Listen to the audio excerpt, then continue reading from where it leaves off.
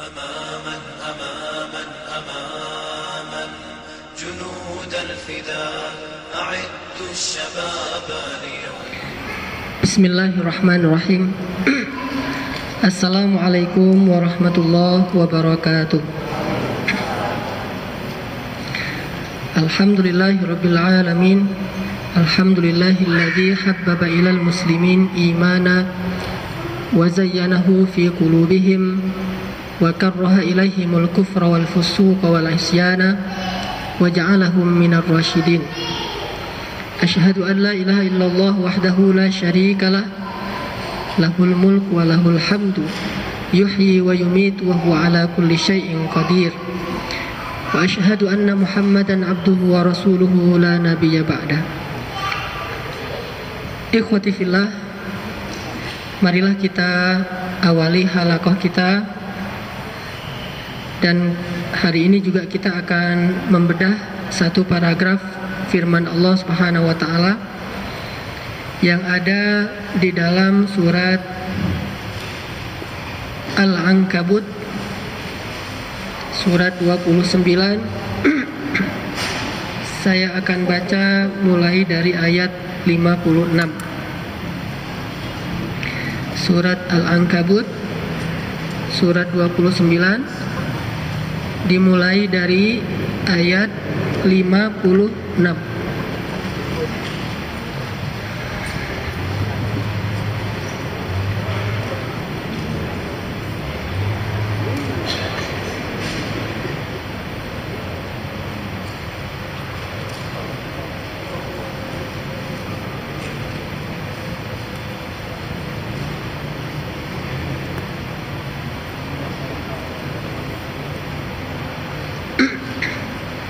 Dari ayat 56 sampai ayat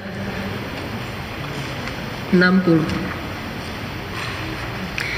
A'udzu billahi minasy syaithanir rajim. Silakan.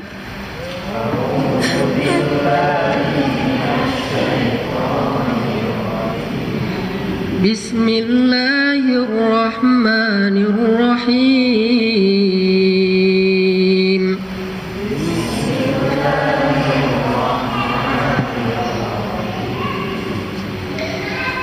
Ya ibadiyalladzina amanu inna ardi wasi'ah.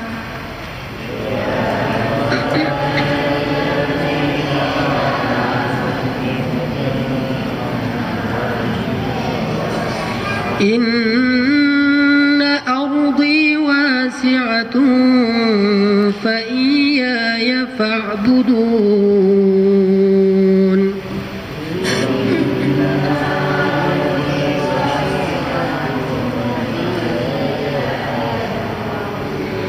Kullu nafsin dha'iqatul maut.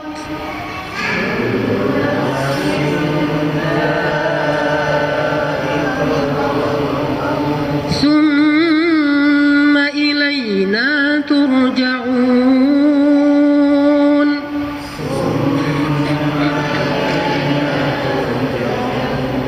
Walladzina amanu wa 'amilus shalihat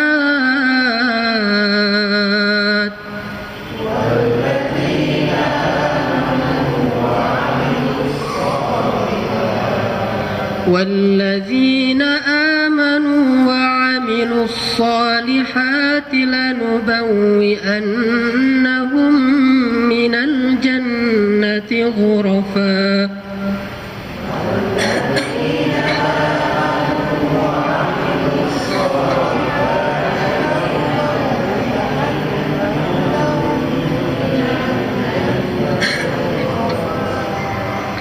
تجري من تحتها الأنهار خالدين فيها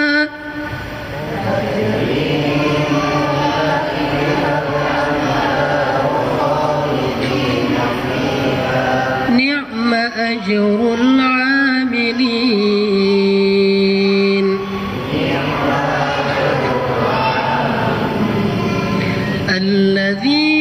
صبروا وعلى ربهم يتوكلون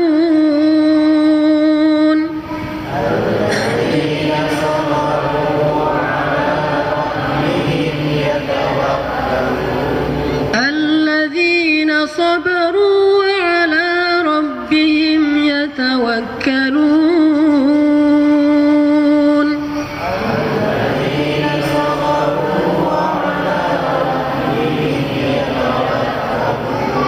الذين صبروا وعلى ربهم يتوكلون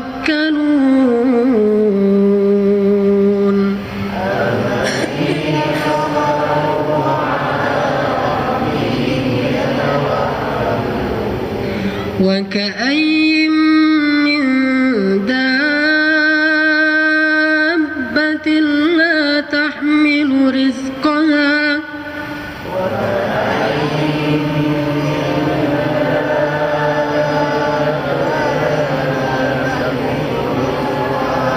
الله يرزقها وإياكم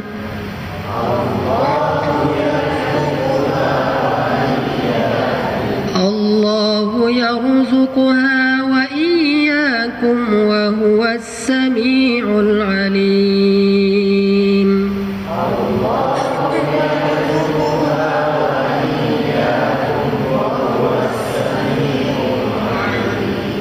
الذين صبروا وعلى ربهم يتوكلون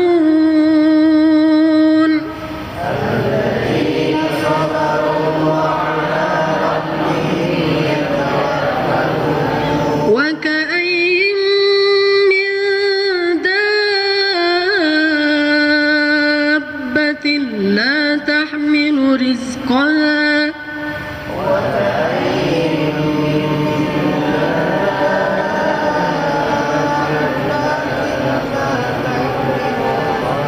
لا تحمل رزقها الله يرزقها وإياكم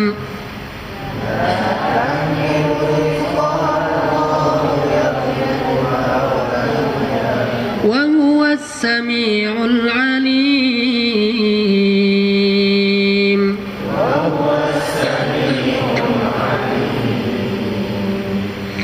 Wahai hamba-hambaku yang beriman, sungguh bumiku itu amatlah luas, maka beribadahlah kepadaku saja. Setiap yang bernyawa pasti akan merasakan kematian. Kemudian hanya kepada kami kamu dikembalikan. Dan orang-orang yang beriman dan yang mengerjakan kebajikan, sungguh mereka akan kami tempatkan pada tempat-tempat yang tinggi di dalam surga, yang mengalir di bawahnya sungai-sungai, mereka kekal di dalamnya. Itulah sebaik-baik balasan bagi orang yang berbuat kebajikan, yaitu orang-orang yang bersabar dan yang bertawakal kepada Rabb mereka. Dan berapa banyakkah makhluk bergerak yang bernyawa yang tidak dapat membawa atau mengurus rezekinya sendiri. Allah lah yang memberi rezeki kepadanya dan kepada kamu juga. Dialah Allah yang maha mendengar lagi maha mengetahui. Ikhwati fillah, salah satu tanda orang yang beriman yang disebutkan di dalam paragraf ini adalah sabaru terus yatawakkalu. Orang-orang yang sabar dan orang-orang yang bertawakal. Hari ini kita akan belajar tentang tawakal sebagai salah satu bentuk belajar iman, sebagaimana yang disampaikan oleh Abdullah ibnu Mas'ud, ta'allamnal iman qabla al-Quran. Kami belajar iman sebelum belajar membaca. Jadi kalau orang sekarang ditanya, apa ilmu pertama yang harus kita pelajari? Kata sebagian orang, ilmu membaca. Mana dalilnya? Kan ayat yang pertama turun, Iqra. Padahal itu satu kalimat dari ayat yang pertama turun dan belum utuh. Sehingga Nabi SAW bertanya, ma ana biqari? Iqra, ma ana biqari? Iqra bismi rabbikal ladzi khalaq. Apa yang disuruh baca? Asma, nama-nama Allah. Iqra bismi rabbika alladzi khalaq. Khalaqal insan min 'alaq.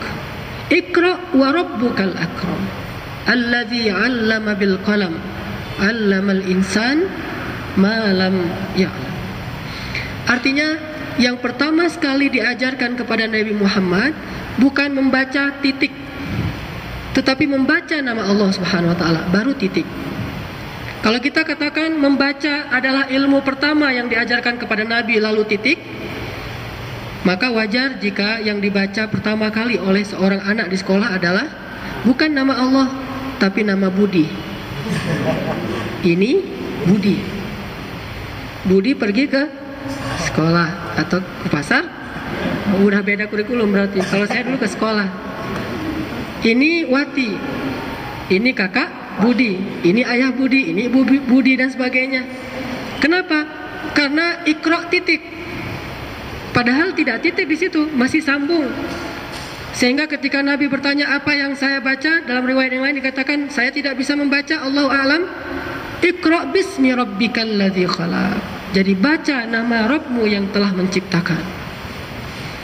Jadi ilmu pertama yang diajarkan kepada Nabi, diajarkan kepada Anbiya, diajarkan kepada Rasul adalah ilmu akidah.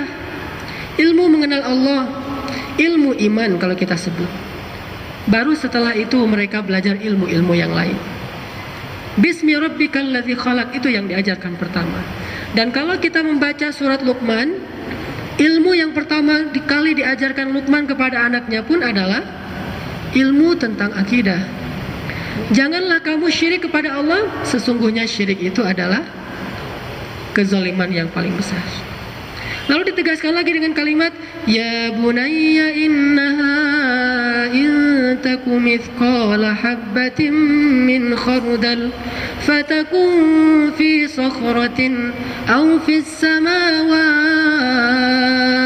aw fil ard ya'ti biha Allah innallaha latifun khabir. Wahai anakku, kalau seandainya ada amalan yang tersimpan di dalam batu atau di langit ketujuh atau di dalam perut bumi, Allah Maha mendatangkan dan mengetahuinya karena Allah Maha Latif dan Maha Khabir. Ilmu akidah, iman. Sehingga Abdullah bin Mas'ud, seorang sahabat yang kita tahu kedahsyatan hafalan beliau. Gimana kedahsyatan hafalan beliau? Sekali beliau mendengar bacaan surat Al-An'am dari Nabi, langsung kehafal pada saat itu juga. Dan hafalannya langsung sabit, langsung mutqin, tidak ada satupun yang keliru. Sehingga Abdullah bin Mas'ud mengatakan, ta'allamnal iman qabla al-Qur'an. Kami belajar iman sebelum belajar Quran. Quran di sini ada ulama mengatakan belajar membaca, ada ulama mengatakan belajar Al-Quran, yaitu membaca Al-Quran juga. Belajar iman.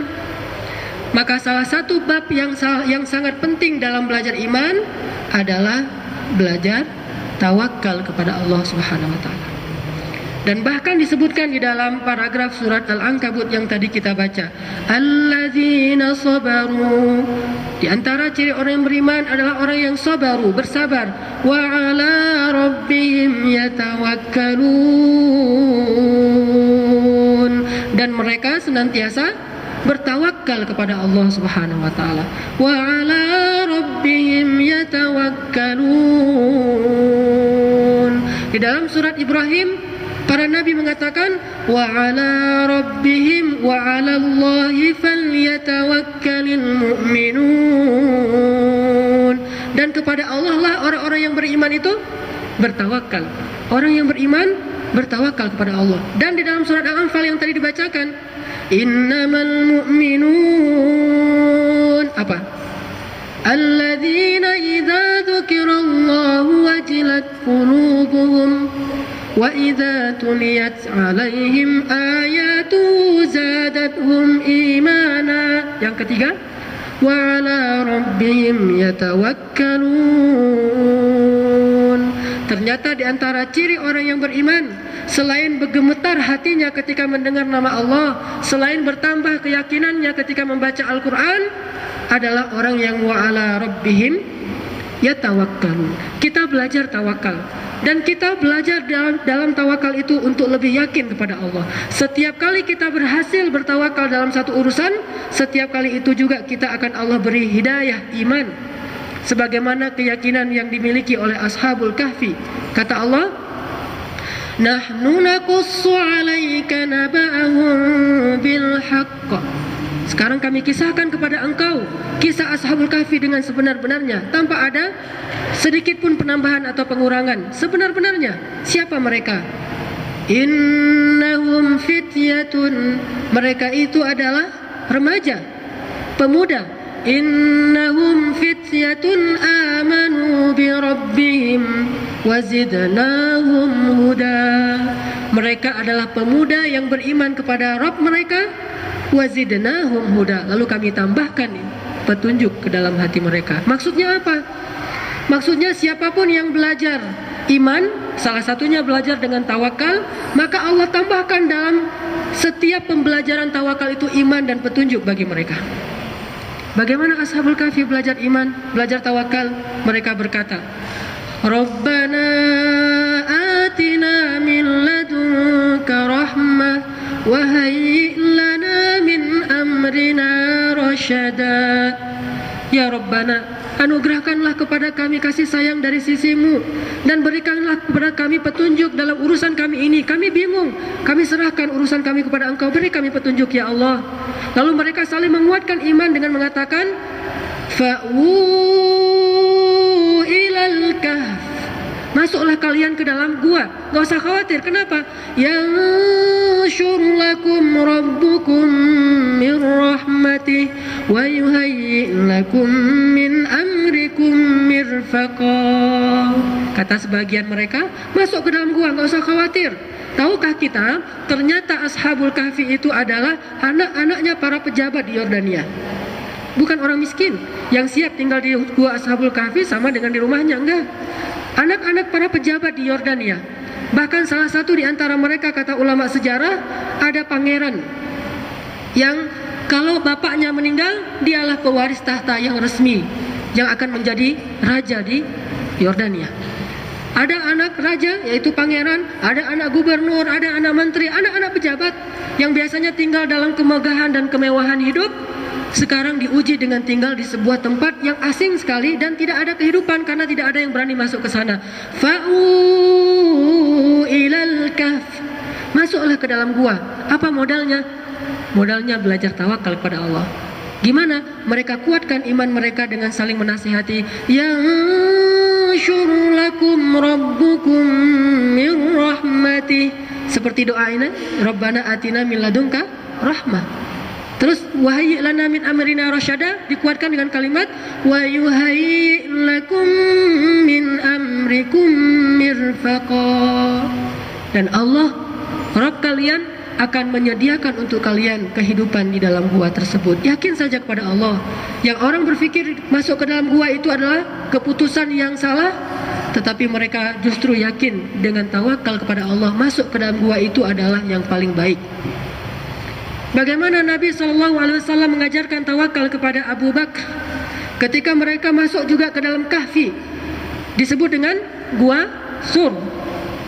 Lalu Abu Bakar mengatakan, Ya Rasulullah, bagaimana kita cuma berdua sementara mereka banyak? Apa kata Nabi? Ya Abu Bakar, ma dhannuka bithnain Allahu thalithuhuma. Wahai Abu Bakar, kenapa engkau berpikir kita cuma berdua? Allah lah yang ketiga. Allah bersama kita.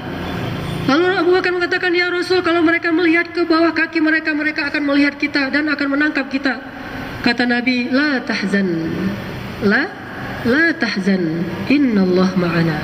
Jangan sedih Abu Bakar, jangan khawatir Abu Bakar, sesungguhnya Allah bersama kita. Di sini Nabi SAW sedang mentarbiah Abu Bakar tentang hakikat dari iman, yaitu tawakal kepada Allah Subhanahu wa taala.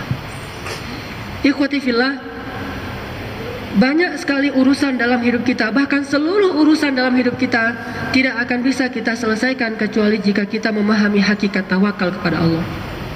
Orang-orang yang bertawakal kepada Allah, kedudukan mereka di sisi Allah luar biasa.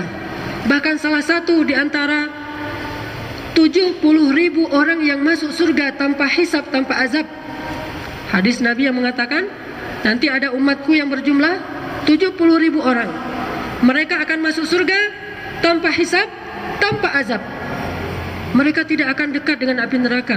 Mereka akan mudah di padang mahsyarnya, langsung masuk surga, termasuk yang sabiqun as-sabiqun, yang pertama sekali masuk surga, dan tidak akan dibukakan pintu surga kecuali untuk mereka lebih dulu oleh Rasulullah SAW dengan seizin Allah. Siapa mereka? Mereka adalah orang-orang yang tidak pernah la yastarkun, tidak pernah berhubungan dengan dukun, wala yatatayyarun, tidak percaya kepada sial, wala yaktawun, tidak membuat tato atau menyetrika tubuhnya, dan yang keempat wa ala rabbihim yatawakkalun, dan mereka senantiasa bertawakal kepada Rabb mereka. Kedudukan orang yang bertawakal ini tinggi sekali, karena tawakal salah satu hakikat dan inti dari keimanan. Tidak disebut orang yang beriman kalau dia tidak berani menyerahkan dirinya dan urusannya kepada Allah. Tidak disebut orang beriman. Tidak akan sempurna iman seseorang apabila dalam urusannya dia khawatir ketika dia harus melibatkan Allah dalam urusan tersebut. Dia lebih yakin melibatkan makhluk daripada melibatkan Allah. Padahal salah satu ciri iman yang paling mendasar itu adalah wa ala rabbihim yatawakkalun, bisa bertawakal kepada Allah Subhanahu wa taala.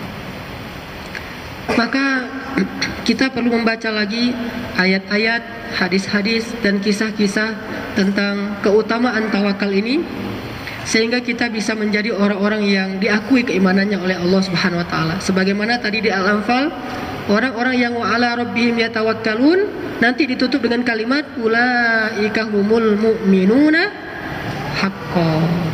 Itulah orang-orang yang imannya benar. Itulah orang-orang yang imannya jujur. Itulah orang-orang yang imannya diterima oleh Allah. Sehingga kalau Allah menerima iman mereka, Allah akan mengatakan radhiyallahu anhum wa radu an. Allah ridha kepada mereka dan mereka pun akan puas kepada Allah, dan Allah janjikan untuk mereka jannatin tajri min tahtihal anhar. Allah sediakan bagi mereka surga-surga. Maka kita belajar tawakal kembali. Ada beberapa contoh hadis dan kisah-kisah tentang pentingnya tawakal, wahai ikhwati fillah, yang menunjukkan bahwa kita tidak bisa bertawakal kepada Allah kecuali apabila kita bisa berhusnuzon kepada Allah. Jadi bisa disebut kunci tawakal itu adalah husnuzon kepada Allah Subhanahu wa taala. Dan orang-orang yang suuzon kepada Allah, Allah marah sekali kepada mereka. Bahkan mereka digolongkan termasuk orang-orang yang syirik.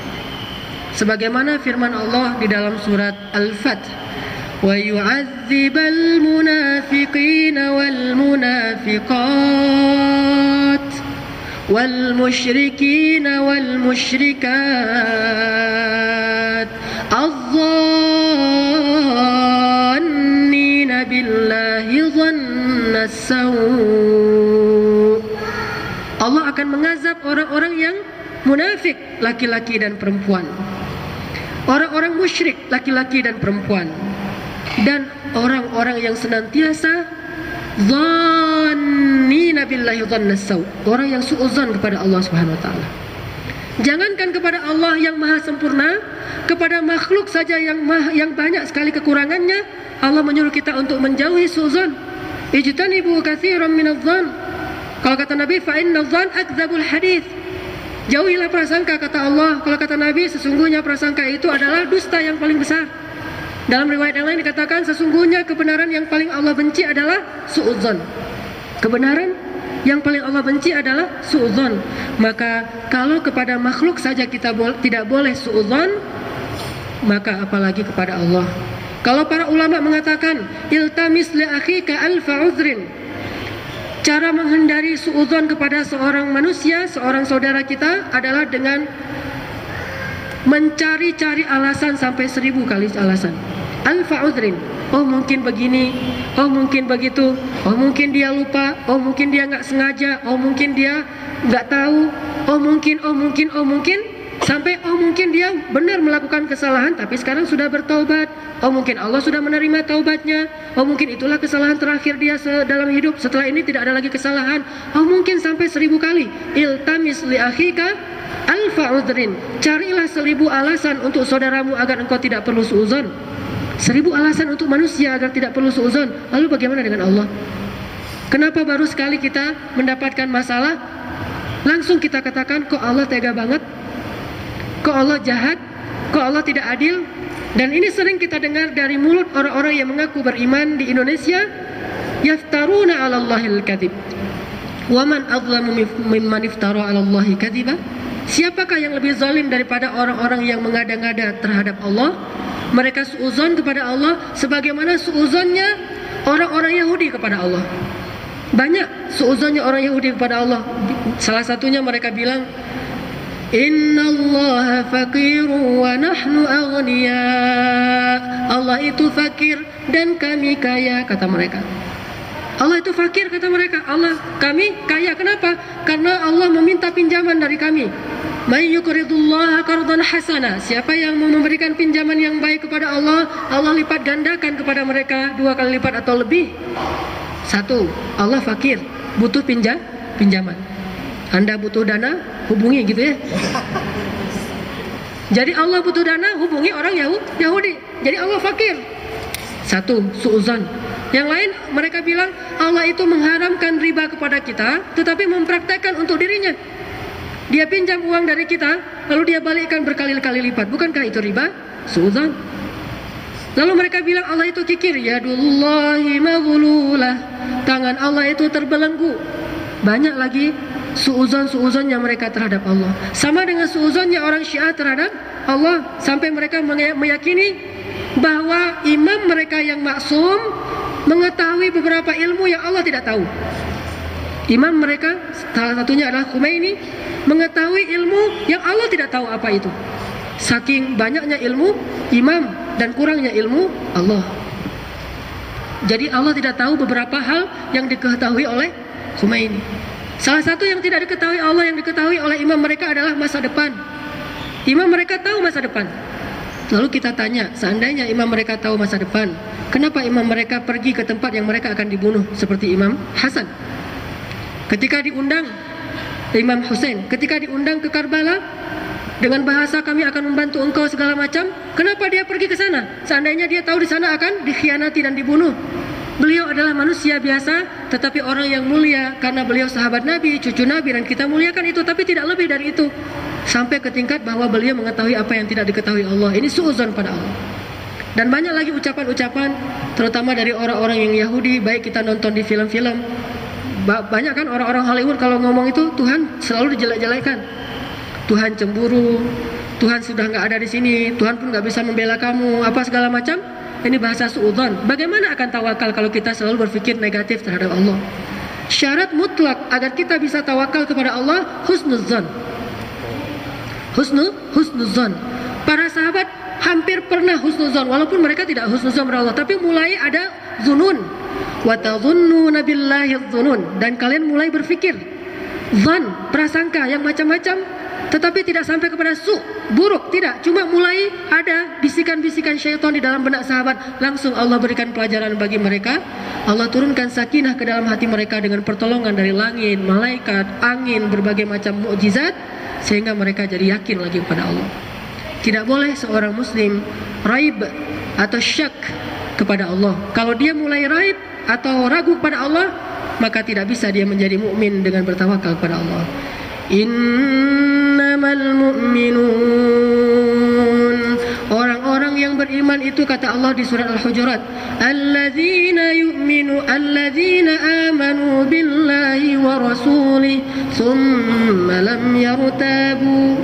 Orang yang beriman itu adalah orang yang beriman, yakin kepada Allah dan Rasul, thumma lam yartabu, dan tidak pernah merasa ragu sama sekali. Tidak merasa ragu sama sekali pada Allah. Dengan cara apa? Husnuzon. Dan para ulama menafsirkan kalimat tabarak di dalam awal surat Al-Mulk, tabarakalladzi biyadihil mulk wa huwa ala kulli syai'in qadir. Tabarak, kata ulama, ada dua artinya. Satu, tabarok artinya ziyadatun fil khair.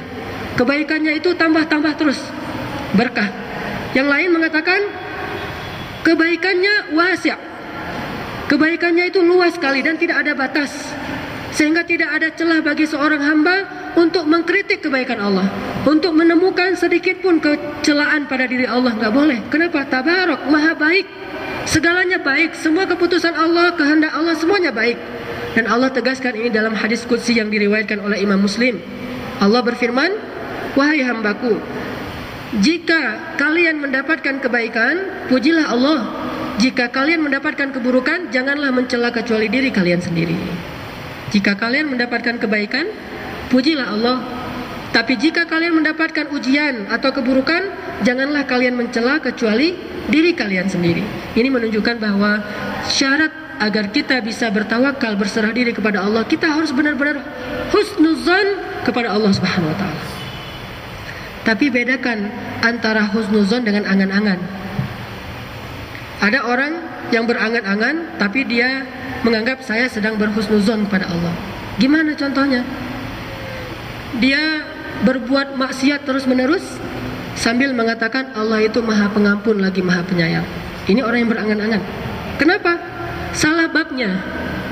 Kalau dia meyakini Allah maha pengampun dan maha penyayang, kalau dia meyakini dengan husnuzonnya bahwa Allah maha penerima taubat, maka pasti dia sudah segera meminta ampun dan bertaubat. Jadi orang baru benar husnuzon kalau dia minta ampun sambil mengatakan, ya Allah engkaulah maha pengampun. Sebagaimana doa yang diajarkan Nabi kepada Abu Bakar setiap tahiyat sebelum salam. Bagaimana doanya? Rabbi zalamtu nafsi zulman katsira fa innahu la yaghfiru dzunuba illa anta faghfir li maghfiratan min 'indika warhamni innaka antal ghafurur rahim. Ya Rabbi, betapa sering aku menzalimi diriku sendiri dengan kezaliman yang amat besar, ya Allah. Tidak ada yang dapat mengampuni dosa kecuali Engkau.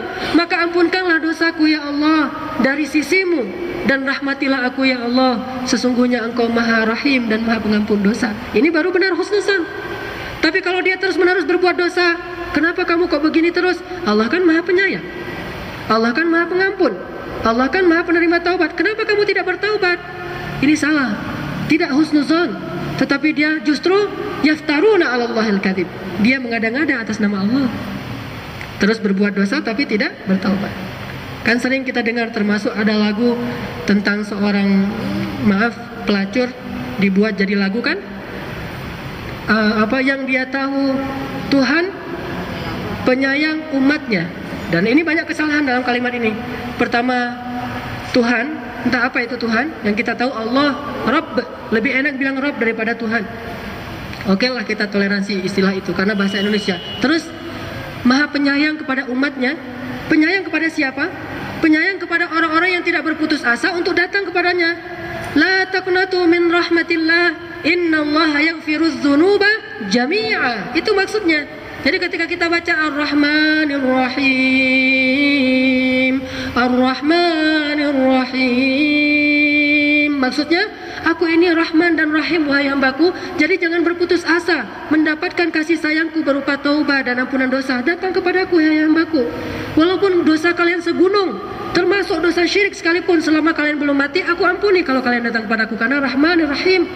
Tapi dia terus berbuat dosa sambil mengatakan Allah itu maha penyayang kepada umatnya pula, padahal yang lebih pas lagi kepada hambanya, kepada umat Nabi, hamba Allah, bukan kepada umatnya. Jadi meminjam istilah dari saudara kita dari Nasrani, umat Allah.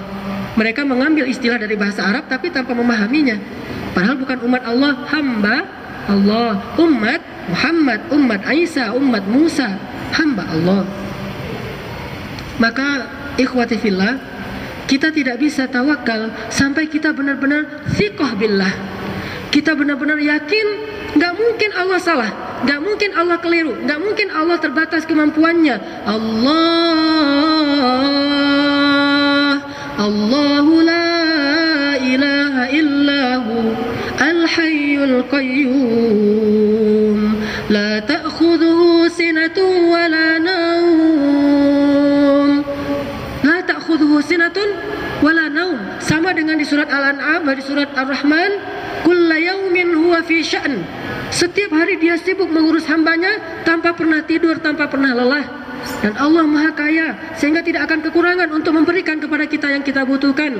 Lahu ma fis samawati wa ma fil ardh. Allah yang Maha menolong, tidak ada yang dapat menolong kecuali dengan seizin Allah. Man dzalladzi yashfa'u 'indahu illa bi'idznih. Allah Maha tahu segala sesuatu yang kita tidak tahu. Ya'lamu ma baina aydihim wa ma khalfahum. Allah Maha kuasa mencakupi segala sesuatu. Wasi'a kursiyyuhus samawati wal ardh. Dan Allah tidak pernah lelah menjaga keduanya. Wala ya'uduhu hifdzuhuma. Kita harus bangun semua doktrin-doktrin yang mulia dari ayat-ayat seperti ini untuk kita bisa berhusnuzon kepada Allah. Wa huwa ala kulli syai'in qadir. Alladzi khalaqa sab'a samawatin tibaqa ma tara fi khalqir rahmani min tafawut. Qul ara'aytum in asbaha ma'ukum ghaura faman ya'tikum bima'in ma'in. Qul, katakan, coba katakan, qul ara'aytum in asbaha ma'ukum ghaura. Kalau air kita ini menjadi kering, faman ya'tikum bima'in ma'in. Siapa yang mendatangkan air itu yang begitu segar? Katakan siapa? Allah. Kita jawab, qul huwallah. Allahu waliyyul ladzina amanu yukhrijuhum minadh dhulumati ilan nur. Allahul ladzi anzala minas samaa'i ma'a fa akhraja bihi minats thamarati rizqan lakum. Maka kita harus belajar husnuzon. Tidak ada celah sedikit pun dalam benak kita untuk suudzon kepada Allah Subhanahu wa taala. Itu modal besar untuk kita bisa tawakal kepada Allah. Kita harus husnuzon bahwa Allah Subhanahu wa taala itu tidak mungkin zalim kepada hambanya. Wa ma Allahu yuridu zulman lil alamin.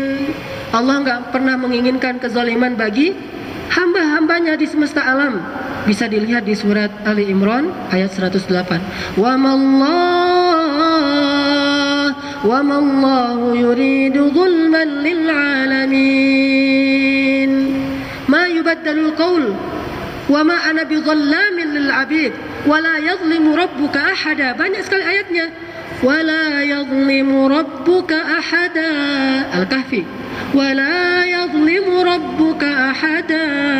Allah enggak pernah menzalimi satu orang pun.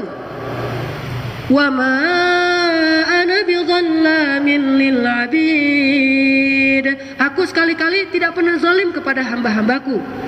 Maka kita harus husnuzon.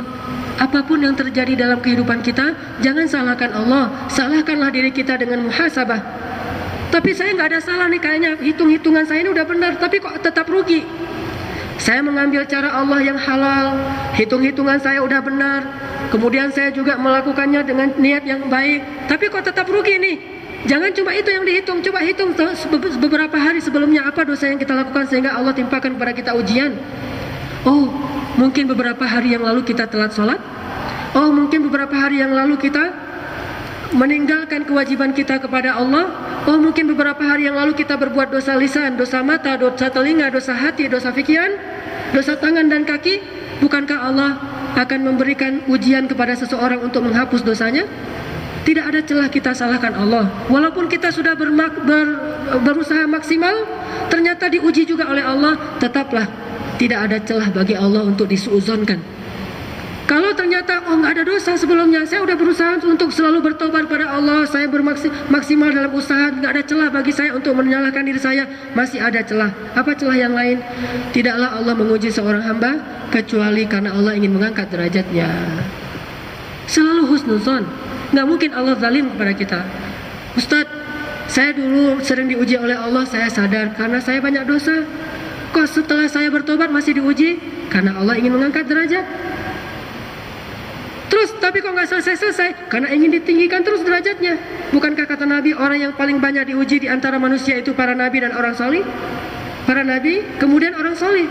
Maka, ikhwati fillah, tidak boleh kita suudzon kepada Allah sedikit pun. Apalagi sampai kita tuangkan dalam bentuk kalimat kata-kata yang buruk terhadap Allah sehingga disebut dengan istilah iftira ala Allah, mengada-ngada terhadap Allah. Kita harus yakin bahwa Allah tidak pernah ingkar janji.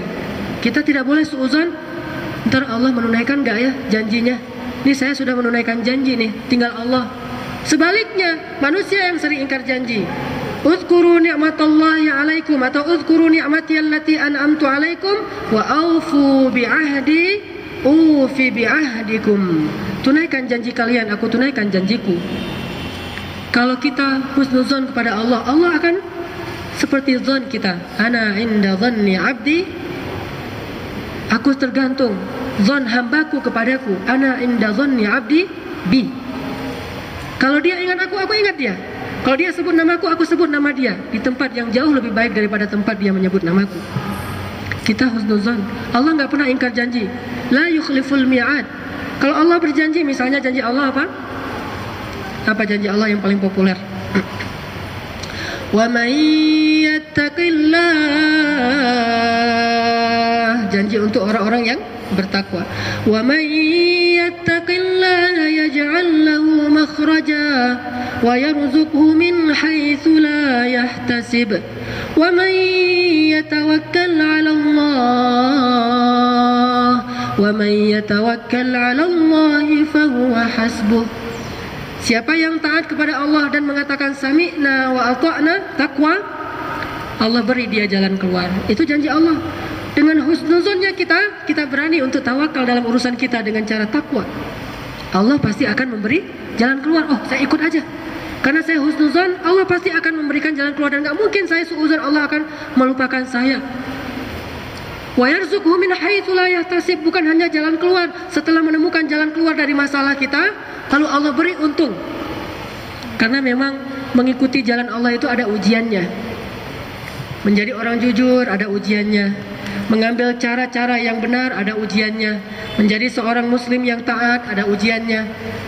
Lalu Allah beri jalan keluar dari ujian itu. Setelah Allah beri jalan keluar, enggak berhenti di situ. Allah yarzuqhu, Allah beri dia rezeki dari jalan yang bahkan dia tidak duga-duga sama sekali. Artinya apa? Kejutan. Kita harus yakin bahwa Allah sedang menyediakan sebuah kejutan kepada kita yang bertakwa. Jadi nggak usah khawatir bertakwa. Kalau senang dengan kejutan, maka bertakwalah kepada Allah. Allah punya kejutan yang banyak untuk kita. Min haitsu la yahtasib, banyak kejutan-kejutan yang menunggu mereka. Mereka akan dikagetkan, akan mengatakan Masya Allah, Subhanallah, kok bisa? La haula wala quwata illa billah. Kejutan-kejutan yang luar biasa Allah berikan kepada orang-orang yang bertakwa. Kita harus yakin kepada janji Allah. Gak mungkin Allah mengingkari janji. Allah katakan, fala tahsabanna Allah mukhlifa wa'adihi rusulah. Kalau kamu lihat para nabi itu disiksa, kamu lihat para nabi itu dihina, kamu dengar cerita para nabi itu diusir, kamu dengar cerita para nabi itu disakiti, janganlah kamu berpikir, fala tahsaban, janganlah sekali-kali kamu berpikir bahwa Allah telah mengingkari janji kepada para nabi bahwa kami akan menolong mereka. Jangan. Tetapi berpikirlah bahwa segala sesuatu itu ada waktunya. Allah menolong ada timingnya, ada waktunya. Kenapa Allah buat waktu? Allah ingin melihat kesabaran hamba-hambanya yang salih, dan sekaligus ingin memberikan tangguh untuk orang-orang yang jahat agar mereka bisa bertaubat. Tetap husnuzon. Tidak ada celah kita berpikir Allah mengingkari janji sehingga kita ragu-ragu menyerahkan diri kita kepada Allah. Kan Allah menjanjikan, walal akhiratu khairul laka minal ula.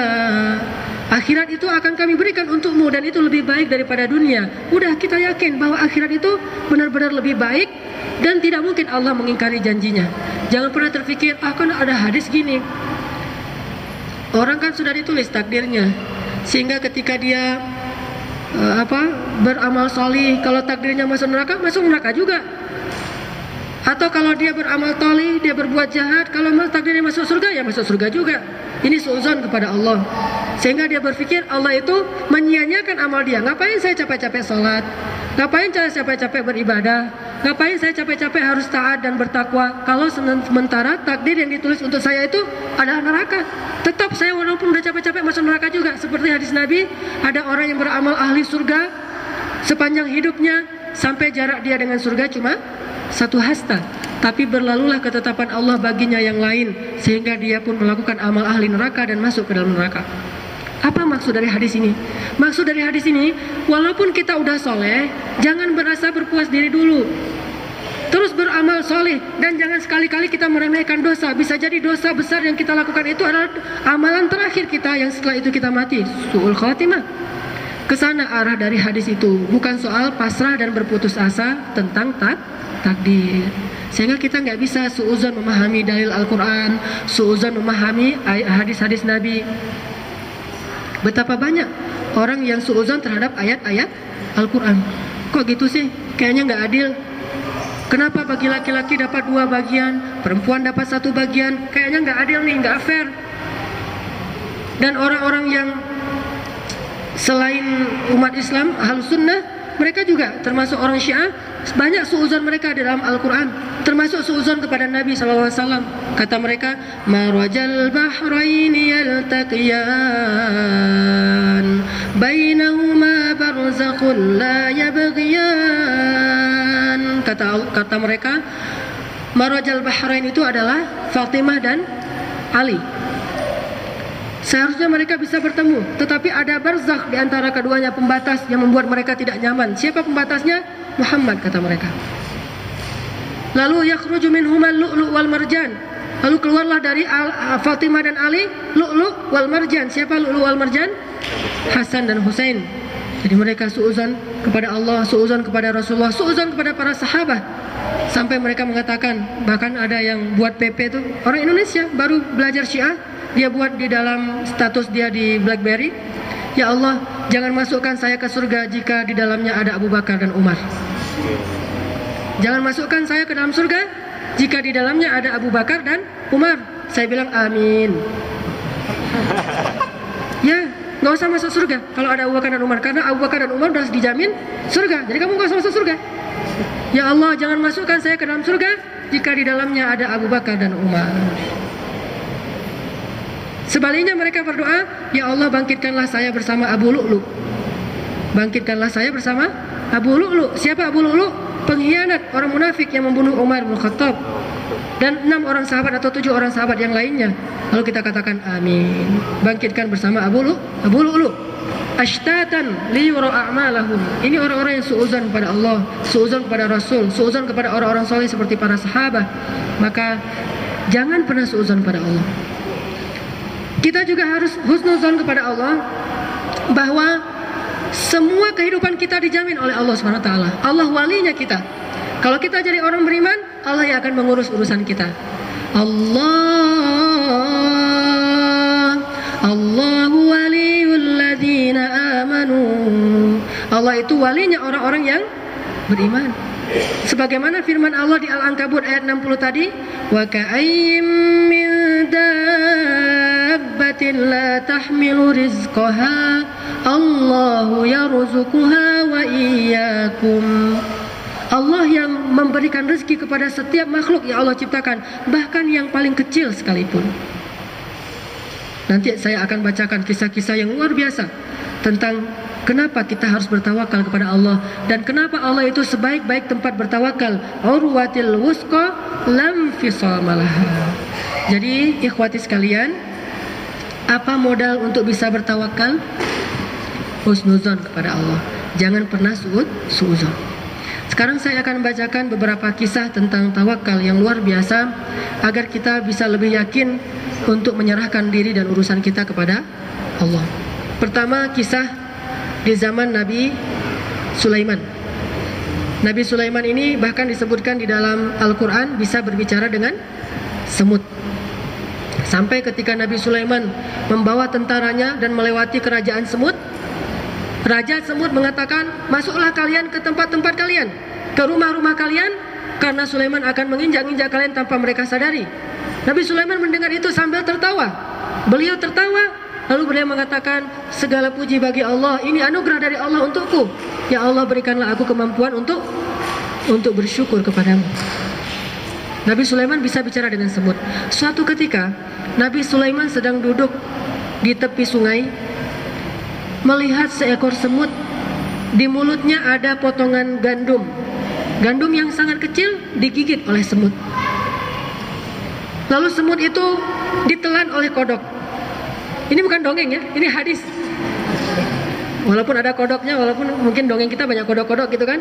Ini hadis bahwa Nabi Sulaiman melihat seekor semut sedang membawa potongan gandum yang sangat kecil di mulutnya. Kemudian dia mendekat kepada seekor kodok, lalu kodok itu menelan, membuka mulutnya, lalu semut masuk ke dalam mulut kodok, lalu kodok itu menutup mulutnya dan dia masuk ke dalam sungai. Beberapa saat Nabi Sulaiman berpikir, wah, kodok itu dapat makanan. Dia masuk ke dalam sungai. Setelah masuk dalam sungai, tidak lama kemudian kodok itu muncul lagi. Lalu dia berdiri di atas batu, lalu dia buka mulutnya, ternyata semut tadi masih hidup di dalam mulutnya. Lalu semut itu keluar dari mulut kodok, tetapi gandumnya sudah tidak ada. Nabi Sulaiman bertanya, apa yang terjadi? Apa yang kamu lakukan? Semut itu berkata, ya Nabi Allah, ya Sulaiman, saya diutus oleh Allah untuk memberi makan kepada ulat-ulat yang ada di dasar sungai yang mereka itu buta dan tidak berdaya. Untuk memberi rizki, makan kepada ulat-ulat yang ada di dasar sungai yang mereka itu buta dan tidak berdaya. Dengan cara apa? Saya gigit gandum, masuk ke dalam kodok, kodok jadi kapal selam, lalu masuk ke dalam sungai, dilepaskanlah gandum itu ke dalam dasar sungai dan dimakan oleh ulat-ulat yang ada di sana. Lalu saya keluar lagi. Saya adalah utusan Allah. Wa fis samaa'i rizqukum wa ma tu'adun. Dari langitlah datangnya rizki-rizki kalian, wahai makhluk.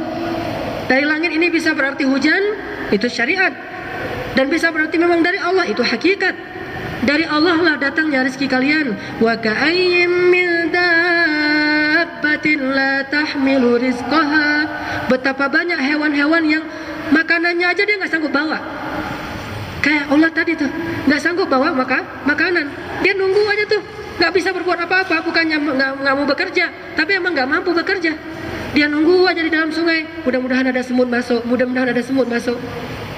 Allah utus semut, wahai semut, bawalah gandum ini kepada mereka, biar mereka satu gandum kecil itu dimakan rame-rame, itu bisa jadi kenduri, itu bisa jadi walimah.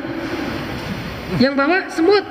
Makanya kata Allah, betapa banyak dabbatin. Dabbah itu hewan yang melata dan biasanya menunjukkan ketidakberdayaan. Betapa banyak hewan-hewan yang tidak berdaya bahkan untuk membawa rizkinya sendiri, untuk mencari rizkinya sendiri. Allahu yarzuquha. Allah memberi dia rezeki. Dan kalian juga demikian. Wa iyyakum ayyuhal mu'minun. Kalian juga demikian. Jangan berpikir bahwa kalian itu tidak punya pemberi rezeki. Jangan berpikir tangan kalian yang membawa rezeki, mulut kalian membawa rezeki, pikiran kalian bukan. Itu hanya asbab saja supaya kalian berusaha. Tetapi hakikatnya Allah yarzuqukum. Wa fis samaa'i rizqukum wa ma tu'adun. Alam yajidka yatiman wa wajadaka dhallan wa wajadaka a'ilan fa'aghna.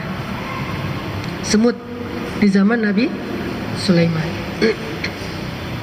Ada kisah lain yang luar biasa juga, kisah tentang seorang janda di zaman Nabi Daud. Ada seorang janda punya 4 orang putri. Suaminya miskin sehingga ketika suaminya meninggal dia tidak punya warisan apa-apa. Janda ini menjadi single parent. Dia menafkahi anak-anaknya dan tidak ada orang yang memberi bantuan untuk dia. Pekerjaannya menenun kain. Dia buat kain tenun, kemudian dia jual. Suatu ketika seorang janda ini datang kepada Nabi Daud bertanya, ya Nabi Allah Daud, apakah Allah itu benar-benar adil? Nabi Daud kaget. Ya amat Allah, wahai ibu, kenapa engkau berbicara demikian? Pastilah Allah Maha Adil. Kata ibu itu, kalau Allah Maha Adil, kenapa Allah membiarkan saya terlantar dan kemudian Allah mencabut rezeki dari saya yang cuma sedikit?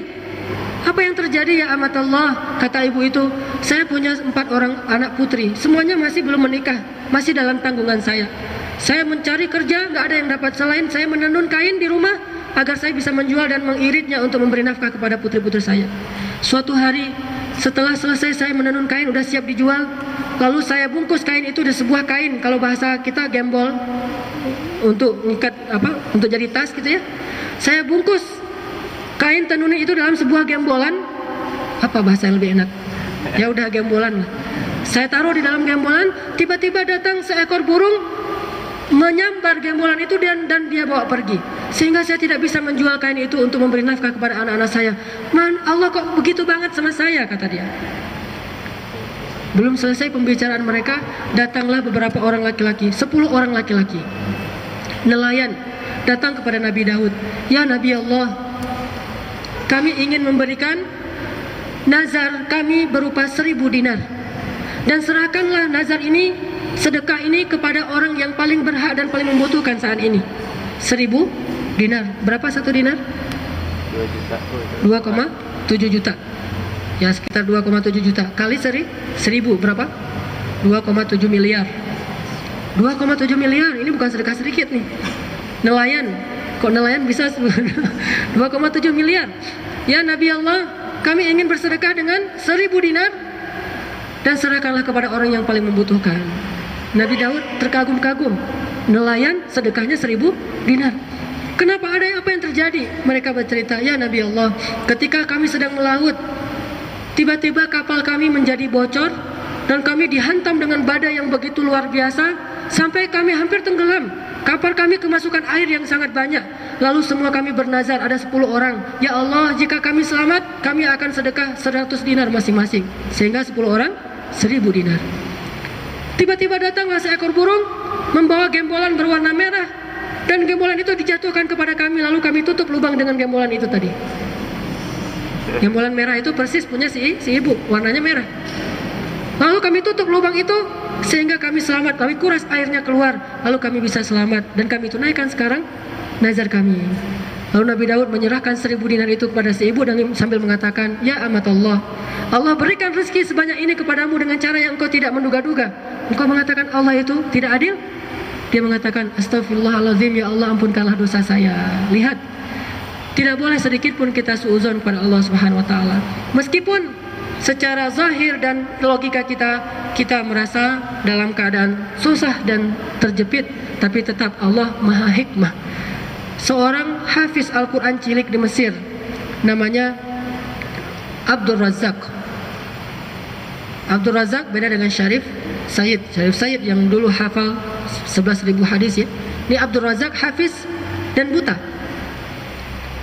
Ketika ditanya, apa motivasi kamu kok dengan keadaan yang terbatas ini kamu bisa menghafal Al-Quran? Kata dia, saya yakin. Kata Imam Ibnu Qayyim Al-Jauziyah, jika Allah mencabut satu nikmat dari seorang hamba, berarti Allah ingin menggantinya dengan 2 nikmat lain dari sisi yang lain. Allah cabut satu nikmat, Allah akan ganti dengan 2 nikmat yang lain. Saya yakin itu. Makanya ini husnuzon kepada Allah. Dicabut nikmat mata, Allah beri dia nikmat himmah untuk menghafal Al-Quran, dan hifz, Allah beri dia kemampuan menghafal. Pertama semangat, kedua kemampuan, sehingga dia bisa menghafal Al-Quran. Itu nikmat yang lebih besar daripada mata.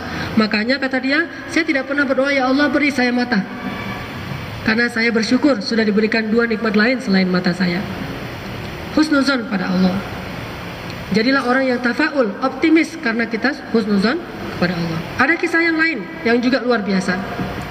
Kisah ini diriwayatkan dalam hadis Bukhari tentang 2 laki-laki yang soleh dari Bani Israel. Kan Bani Israel ini banyak kisah.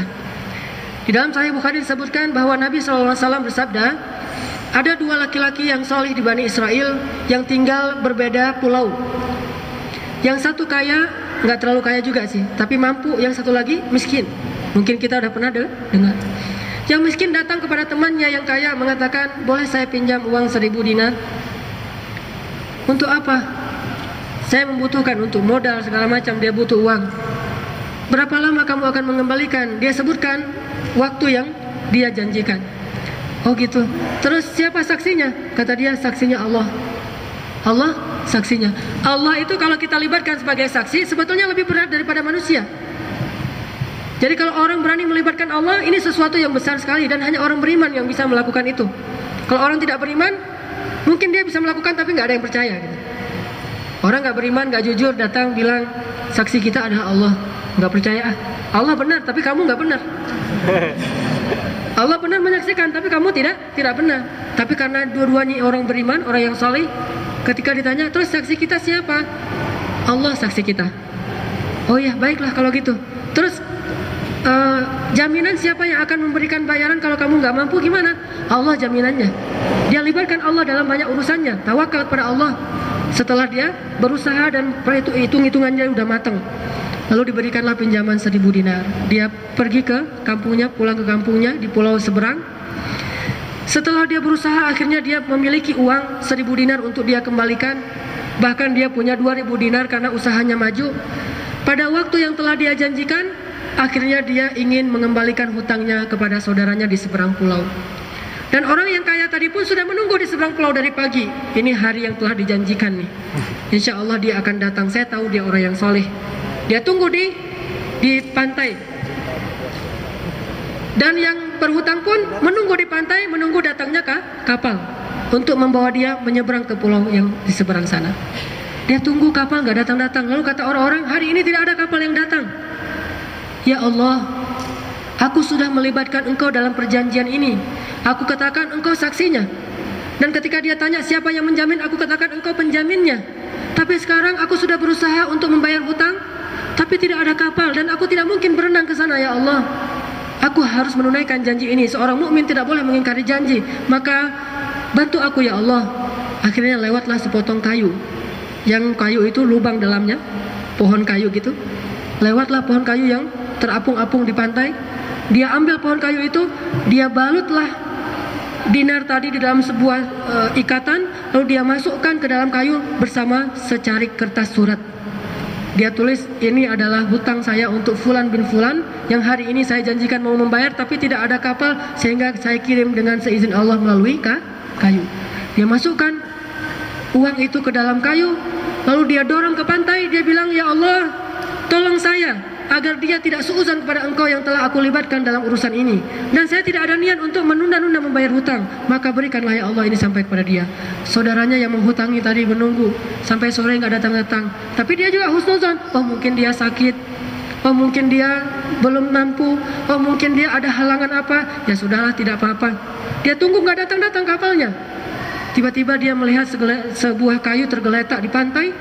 Kayu yang tadi dia bawa pulang ke rumahnya. Dia jadikan kayu bakar. Ketika dia mau memotong-motongnya, dia lihat di dalam ada bungkusan. Dia buka, ternyata ada uang 1000 dinar dan kertas surat yang berisi tadi.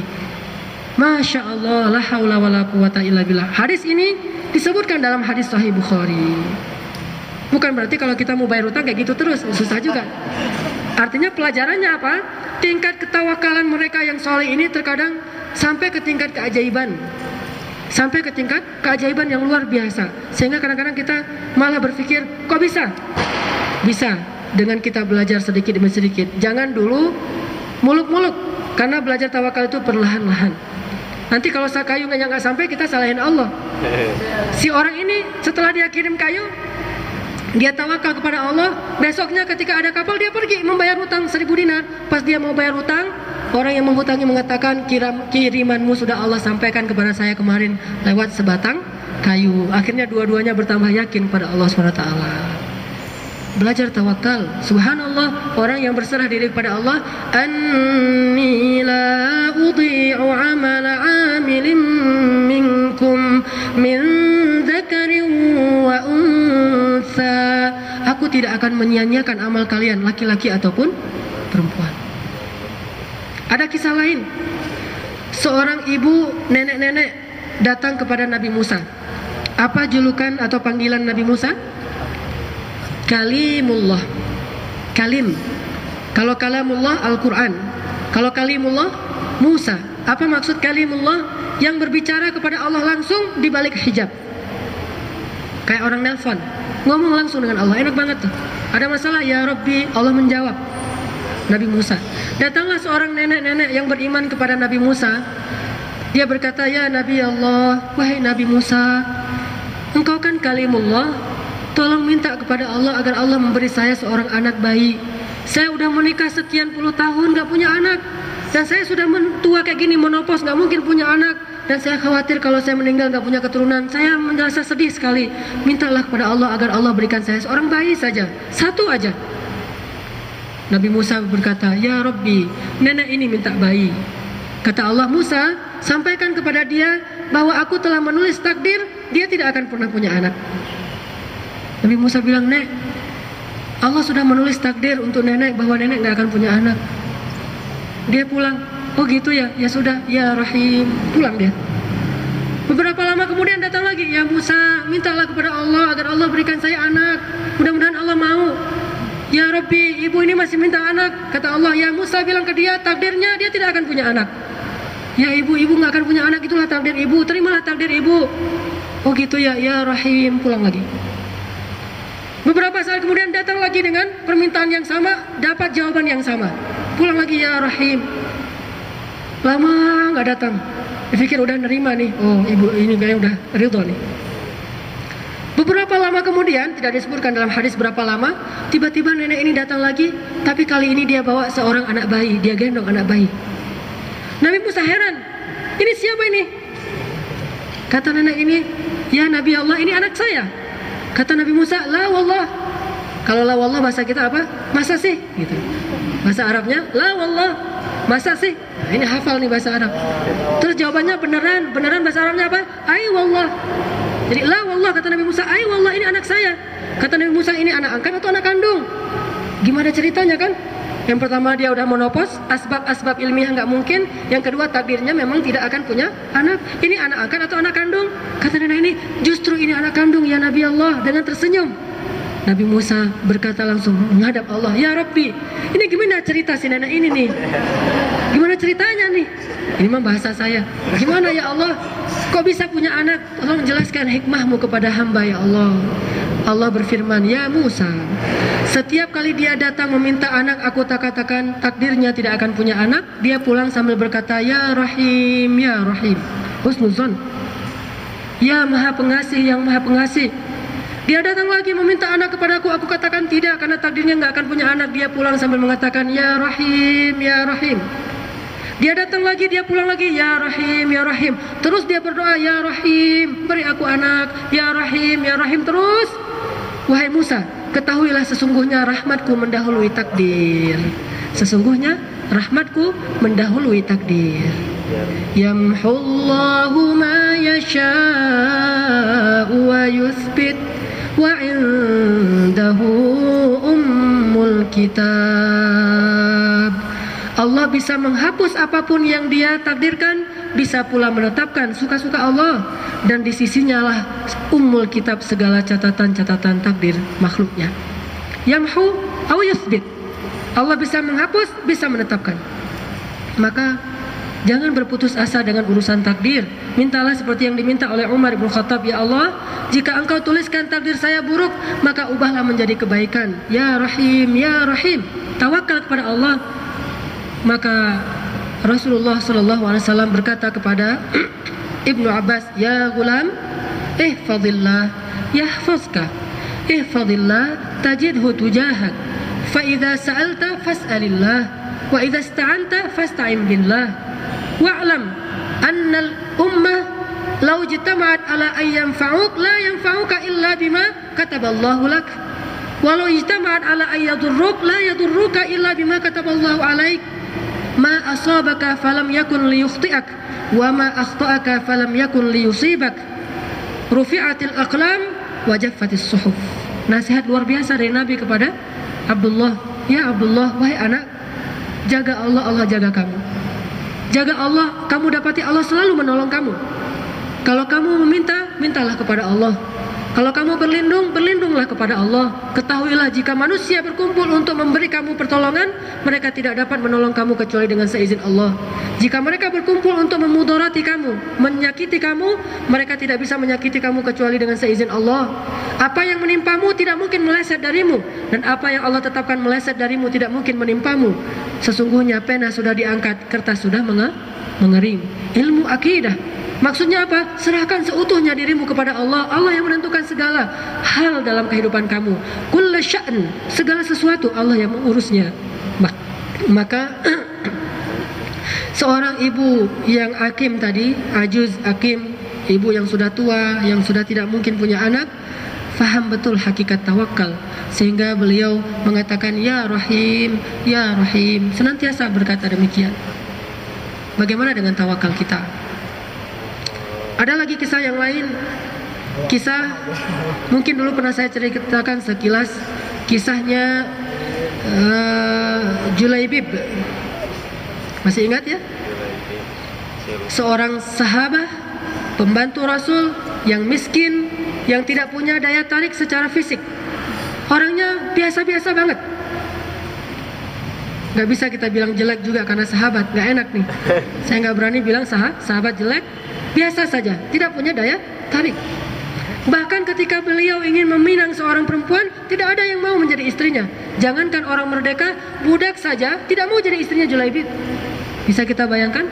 Tidak menariknya, sampai budak pun tidak mau menjadi istrinya Julaibib. Dia datang, boleh saya jadi menantunya? Enggak. Dia datang, saya boleh jadi iparnya? Enggak. Semua orang enggak mau. Kenapa? Ya wallahu alam, yang jelas tidak ada daya tarik. Julaibib sedih mengingat nasibnya. Dia duduk di masjid, ya Allah, semua orang menolak saya. Dia sedih duduk di masjid, datanglah Nabi SAW menghampiri Julaibib. Ya Julaibib, ada apa? Ada apa? Ya Rasul, nggak ada yang mau jadi nggak ada yang mau menjadi mertua saya.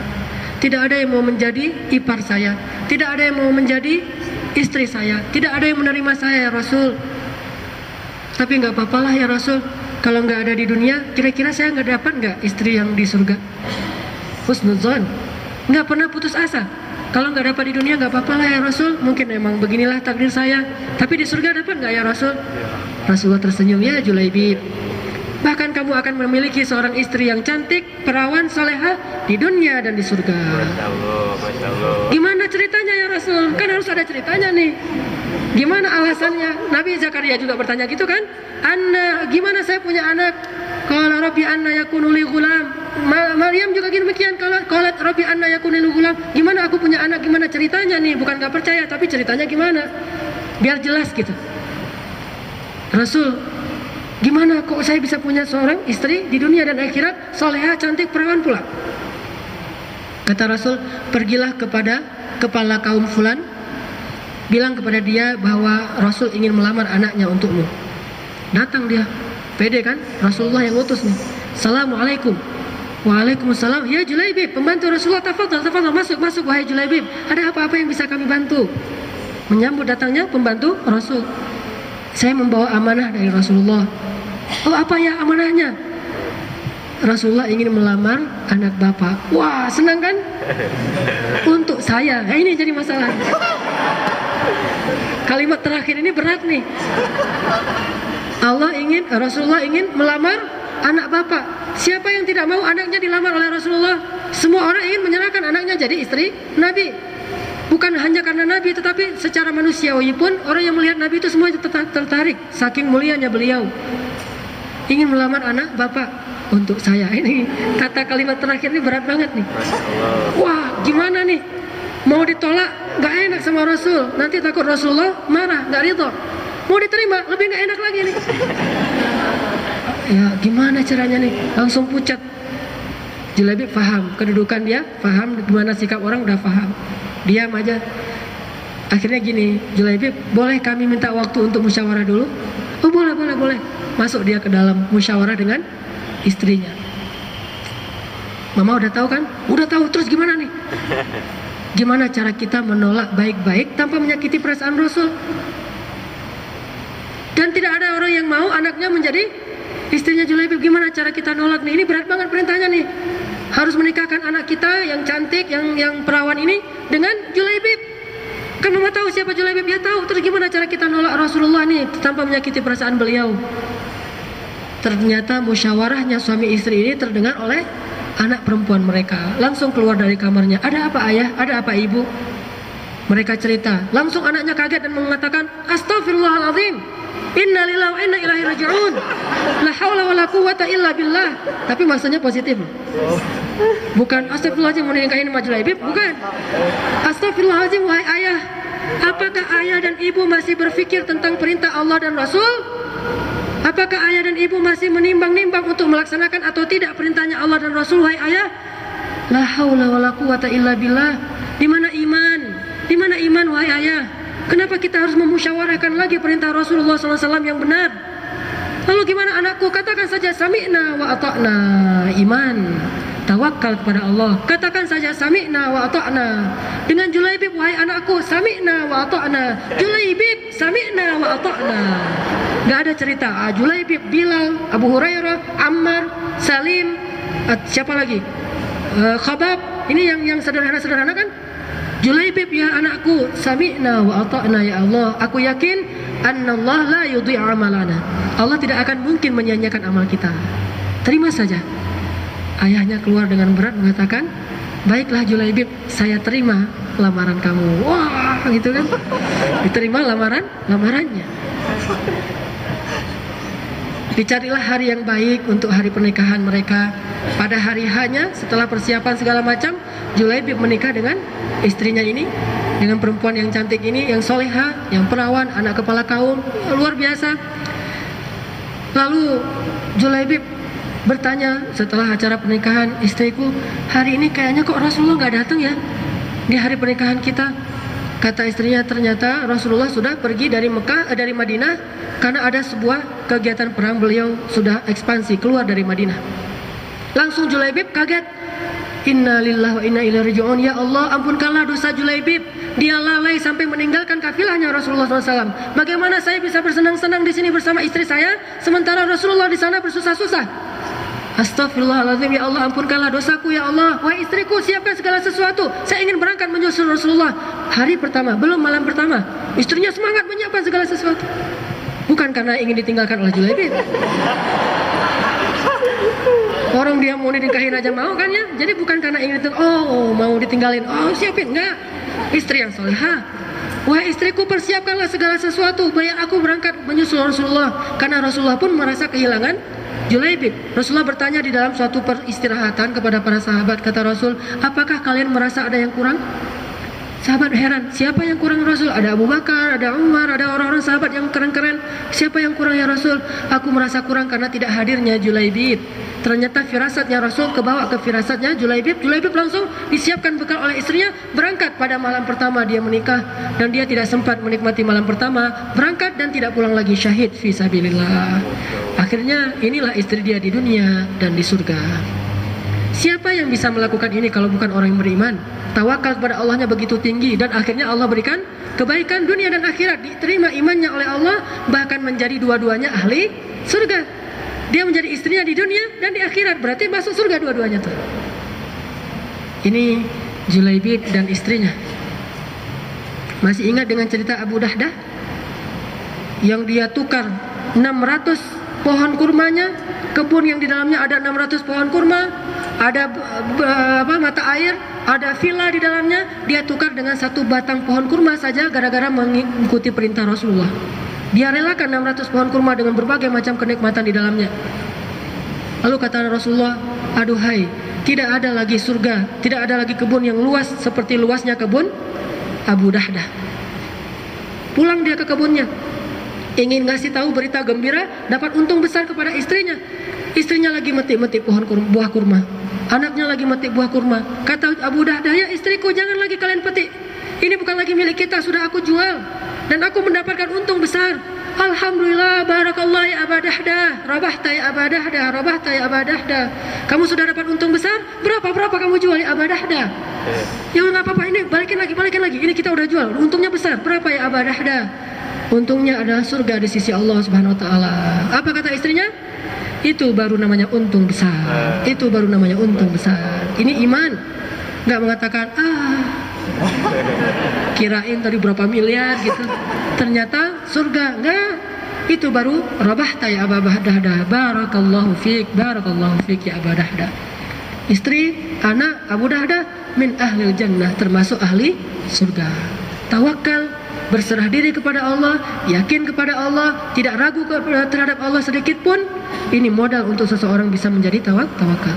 Masih ingat kisah istrinya Jabir bin Abdullah dalam peristiwa menggali parit Khandak? Ratusan para sahabat menggali parit Khandak dalam waktu hanya sekitar 16 hari saja.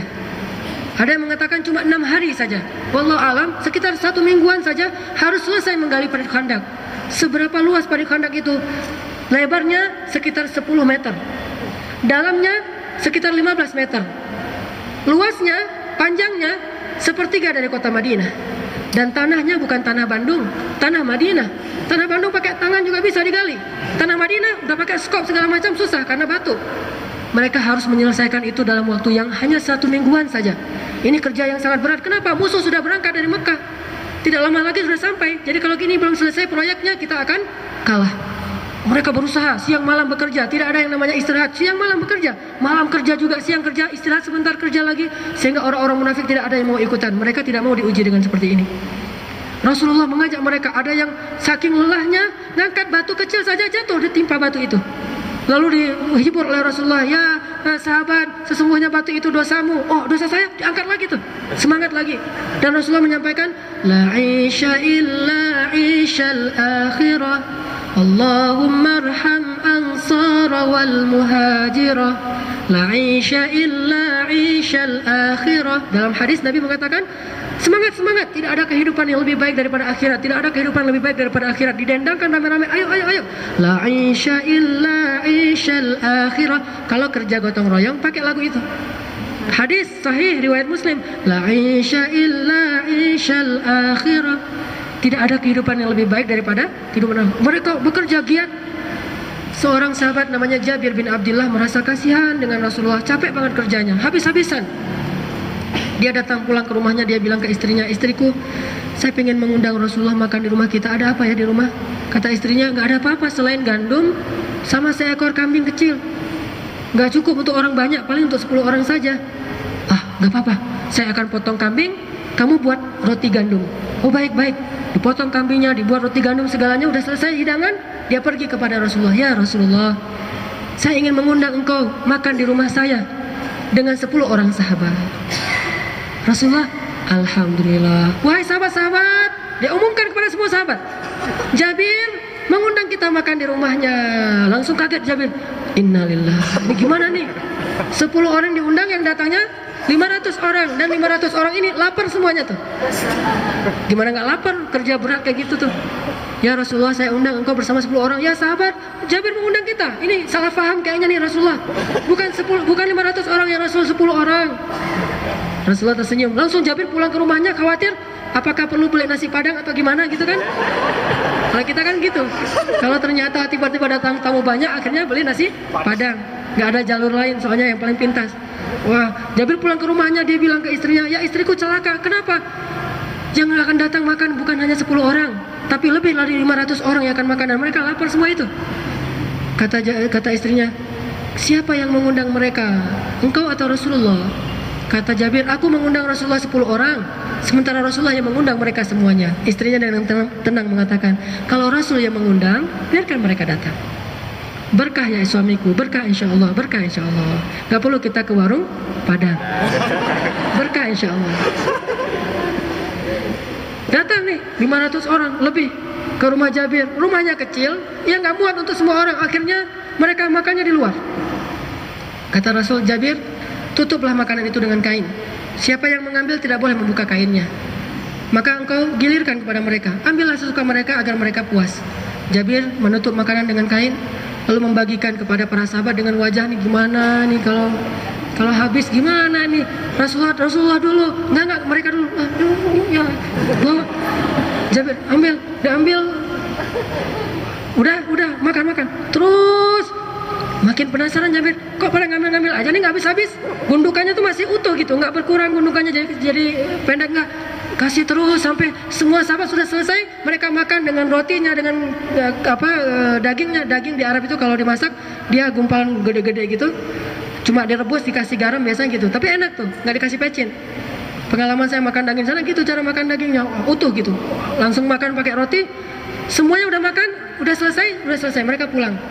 Terus Nabi duduk bersama Jabir. Ya Jabir, sekarang tinggal kita, saya, kamu, istri kamu. Sekarang bukalah, tutup itu. Dibuka sama Jabir, tidak berkurang satu potong roti pun dan satu potong daging pun di atas bejana itu. Sehingga Jabir, istrinya bersama Rasulullah makan sampai kenyang. Berkah di sisi Allah. Dan ini bukan soal Rasulnya, bukan soal sahabatnya, Allah. Dan Allah bisa memberikan itu kepada siapapun yang Allah kehendaki, baik dia Rasul atau bukan Rasul.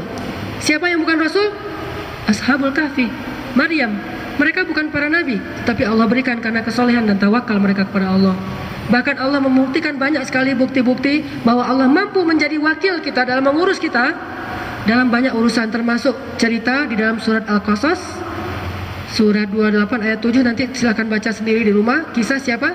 Ibu Musa, Ummu Musa. Lemparkan dia ke dalam sungai, kami akan mengembalikan dia. Jangan khawatir, jangan sedih wahai Ibu Musa, kami benar-benar akan mengembalikan. Inna rad, kami benar-benar akan mengembalikan dia. Nah, Ibu Musa seorang perempuan yang bukan perempuan biasa, punya anak dua-duanya Nabi. Siapa perempuan yang bisa punya anak dua-duanya Nabi? Harun dan Musa. Kita punya anak dua-duanya Hafiz aja luar biasa tuh. Anak pertama Hafiz, anak kedua Hafiz.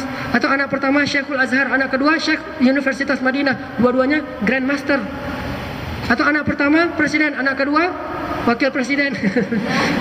Kan hebat banget nih ibu. Ini ibu punya anak, satu Nabi Harun, satu Nabi Musa. Baca tuh kisah perempuan yang luar biasa, tawakalnya kepada Allah. Maka masih banyak lagi kisah-kisah lain tentang tawakal, sehingga membuat kita semakin yakin. Belajar iman. Dalam tawakal itu nanti kita belajar iman, menemukan bukti kebesaran Allah Subhanahu wa taala, sehingga dengan itu kita menjadi lebih yakin kepada Allah Subhanahu wa taala. Mudah-mudahan ini bermanfaat. Mungkin saya serahkan lagi, apakah mau ada tanya jawab atau langsung ditutup? Barakallahu li wa lakum. Assalamualaikum Ustadz. Saya mau tanya, kebetulan Jumat malam Sabtu kemarin itu ayah saya kena gangguan jin ya Ustadz.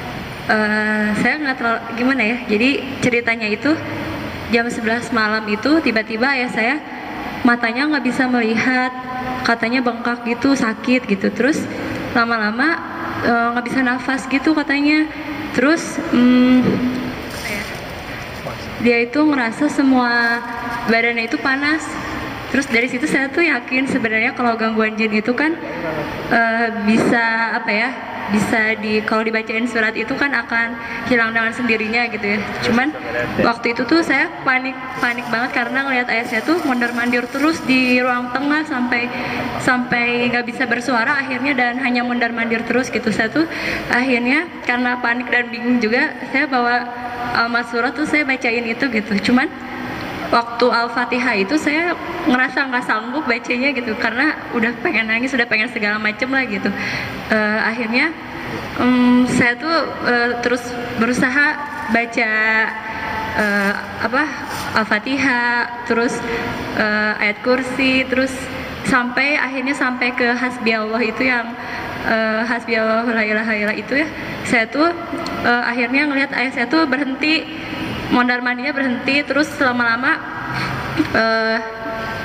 nggak ngerasa sakit lagi dan tidur aja ayah saya tuh gitu. Terus saya jadi ngerasa sebenarnya saya tuh udah mencoba husnuzon gitu kepada Allah, cuman prakteknya saya bingung gitu waktu itu. Sampai sekarang pun saya masih khawatir terjadi lagi ya Ustadz gitu. Sebaiknya seperti apa gitu mungkin untuk mencegah dan pertolongan pertama apabila terjadi seperti itu lagi gitu Ustaz. Terima kasih. Pencegahannya, perhatikan di rumah ada hal-hal apa yang bisa menjadi tempat berlindungnya jin. Di antaranya gambar atau foto, kemudian patung, kemudian benda-benda yang mungkin termasuk jimat atau benda-benda yang dianggap keramat. Mungkin pernah menyimpan keris atau menyimpan apa di rumah, termasuk gelang atau cincin atau apapun yang dipakai oleh ayah, itu semuanya disingkirkan. Bisa foto juga tempat berlindungnya jin. Termasuk kalau ayah kukunya panjang, pendekkan kukunya, potong kukunya, karena salah satu tempat berlindungnya jin adalah di ujung-ujung kuku manusia. Kemudian perhatikan kembali makanan yang kita makan. Ada dua yang di situ perlu kita perhatikan. Satu, makanan itu harus kita yakini halalnya.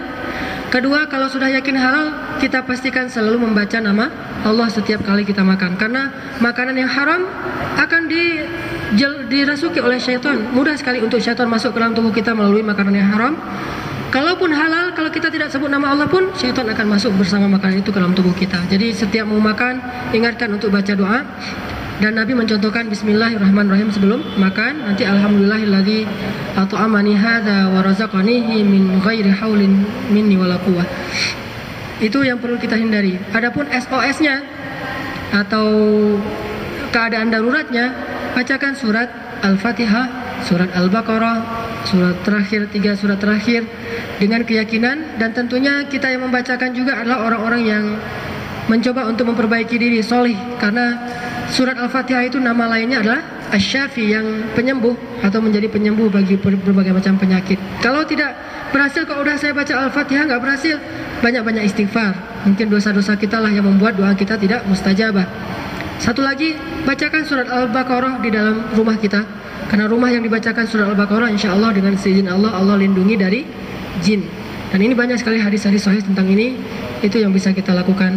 Ayah kalau udah sadar, suruh dia sering-sering mengingat Allah, meruqyah diri sendiri lebih baik dengan cara, satu, dia baca Al-Quran, kedua dengan zikrullah, ketiga dengan menjaga wudhu, keempat menjaga kebersihan, kelima selalu menyebut nama Allah dalam setiap aktivitasnya. Ini bisa menjaga kita dari godaan syaitan. Dan ada satu hadis yang luar biasa nih. Abu Hurairah pernah menjaga harta Baitul Mal di Masjid Nabawi. Malam-malam datang seorang kakek mencuri harta Baitul Mal. Lalu ditangkap oleh Abu Hurairah. Lalu kata Abu Hurairah, "Kakek, kenapa kakek mencuri?" Kata kakek ini, "Wahai Abu Hurairah, maaf, anak saya kelaparan, saya tidak punya pekerjaan, jadi izinkan saya mengambil ini." "Kakek, jangan diulangi lagi ya." "Iya." Pulang dia membawa harta itu. Besok datang lagi, nyuri lagi, ditangkap lagi sama Abu Hurairah. "Apa, kakek yang kemarin kok datang lagi itu? Saya udah nggak punya lagi apa-apa, ini satu-satunya yang saya bisa lakukan. Ya sudah, besok jangan lagi ya." "Ya, kalau besok lagi saya akan laporkan ke Rasul." "Iya." Dia bawa pulang lagi. Besok datang lagi tuh orang, kakek yang sama, dia nyuri lagi. "Hari ini nggak boleh lagi kakek, saya lepaskan, akan saya adukan kepada Rasulullah." Kata kakek ini, "Jangan, saya akan beritahu satu rahasia kalau kamu mau melepaskan saya." "Apakah rahasianya?" "Wahai Abu Hurairah, saya adalah jin." Ternyata kakek ini adalah jin. "Saya adalah jin ya Abu Hurairah. Kalau kamu mau melepaskan saya kasih tahu rahasia." "Apa rahasianya?" "Kalau kamu datang ke tempat tidurmu, berwudulah dan bacalah ayat kursi, sesungguhnya kami tidak bisa mengganggu kamu di atasnya." Lalu dilepaskanlah dia. Besoknya Abu Hurairah lapor kepada Rasulullah menceritakan kejadian ini, bahwa dia memberikan satu rahasia yaitu ayat kursi. Dan kita tahu selama ini bahwa syaitan itu selalu berdusta. Nabi mengatakan, "Wahai Abu Hurairah, ya Abahir, jin itu suka berdusta kecuali kali ini." Jin itu biasanya kalau bicara dusta, kecuali kali ini dia berkata benar. Maka maksudnya siapa yang sebelum tidur berwudu dan membaca ayat kursi, mudah-mudahan Allah akan melindunginya. Itu tips-tips dalam urusan masalah jin ataupun syaitan. Mudah-mudahan bermanfaat.